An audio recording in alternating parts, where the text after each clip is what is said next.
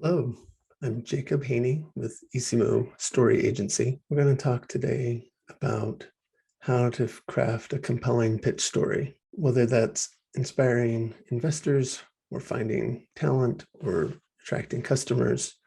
You're always pitching, presenting, making an appeal. The only way we have to make that connection is through the story that we tell. That might be done in a spreadsheet, in a pitch document, face-to-face interaction. It might be told in video form or in an article, but what do you say? How do you say it in a way that gets people to believe you and to want to take action? A little bit about my background. So since 2006, I've been a Fortune 100 marketer for brands like Panasonic, for Google, for Goldman Sachs, for eBay, and other global brands like that. And about 4 or 5 years ago, had a pivot to take those same storytelling and marketing skills and apply them in the impact space to help social entrepreneurs, asset managers, and nonprofits to better tell their story and attract capital and customers. We've worked with organizations like responsAbility Investments, the Goldman Sachs Foundation, United Way, the GIN, Impact Summit Europe, Phenix Capital, TBLI Group, SOCAP, Vatican, Laudato Si. How do you find your unique and compelling pitch story? What do you say and how to say it? First, you've got to know yourself. That's more knowing your organization. What is it you're really trying to accomplish in the world? What can you be authentic to, and what is it that you really are trying to do? So part of that is digging deep in terms of understanding. So going from just a what level, hey, we're a green bond, to how are we doing it in a unique way? What's our differentiator and why? What's the real motivation behind it? And so there's a couple different steps within that of step one, to know yourself, of defining what it is that you do. That's the easiest. What are the services or products? What makes you money? Who is your audience and what do you do for them? Step two is, how do you differentiate? Why do clients pick you? Why should an investor choose you over an infinite number of other opportunities? In some ways, is summing up what makes you weird or what makes you unique, what makes you stand out from anyone else. Step two may seem counterintuitive, but it's forget yourself. You're not the hero of your story. They are the audience, those that you're trying to inspire or influence. What does your audience want? What's in their way? And how can you help them overcome that obstacle? Step three is know your audience. So the deeper the understanding, the deeper the connection. Where are they at? Where is their headspace? Not just geographically, but where are they currently at? Are they indifferent? Are they ignorant about what you're bringing to the table? Do they have certain biases? Do they have certain expectations about what you are or aren't? Where do they want to go? Why is this family office meeting with you? And what are their goals? And what are their mandates? And how can you help them accomplish that? And what's standing in the way? How can you help remove that obstacle or overcome that obstacle? And then suddenly you're not selling to them, you are solving their problem. You are helping them get what they want. Not everyone is your ideal customer. Not everyone is an ideal investor. And you don't want just anyone's money. If you think about what action do you want them to take? What's the feeling they need to feel in order to take that action? Step number four is build the bridge. Emotion unlocks behavior and stories evoke emotion. Connect what they want most with what uniquely you can provide. When someone's evaluating your story, they receive it, and they say, is this for me?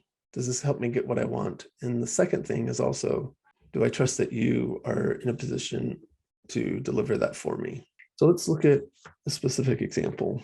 We worked with Jonathan Rose companies on their Fund 5. They buy affordable housing, they turn it sustainable, and they also bring social services in to help create these mini communities of opportunity that allow the people inside them to thrive.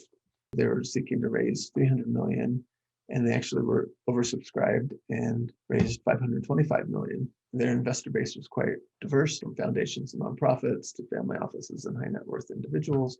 So one of the things early on that they brought us in to do was take their 45-minute in-person presentation and boil that down to a 4-minute film that they can introduce potential investors to, that explains the philosophy and their approach and sets the emotional stage for them to continue to have conversations after. So let's talk about their audience. They already cared about the housing sector. They wanted to make a difference in affordable housing. They needed to be able to make a market rate return. However, the obstacle they faced was finding not just individual properties that invest in, but a model that could be nationwide and that they could do impact at scale. So when Jonathan Rose companies presented their concept of, hey, this is in the housing sector, it can increase affordable housing in meaningful ways, raise people out of poverty, things that they already cared about. We have a track record of making market rate returns. And by the way, this isn't just in individual properties. This is in a model that can be nationwide in scale, where they can do a larger investment in the hundreds of millions of dollars. Now it suddenly is a perfect alignment of what they offer and what they need. And that's a match made in heaven. That's exactly what you want to look for, is how do you line up what you uniquely offer with what they need and want, and how what you bring helps them overcome the obstacle that they have to get what they want. Don't waste your time speaking to the wrong group that doesn't value what you have. And that can be hard to always know. Center of our bullseye, our love group, and who's going to absolutely love us, have these characteristics, and we're going to speak to those characteristics. And yes, there's going to be a ring outside of that, and a ring outside of that, and outside of that, that we might get some of those groups to also be interested and take notice. But at the end of the day, you have to target that ideal sweet spot investor or client or partner.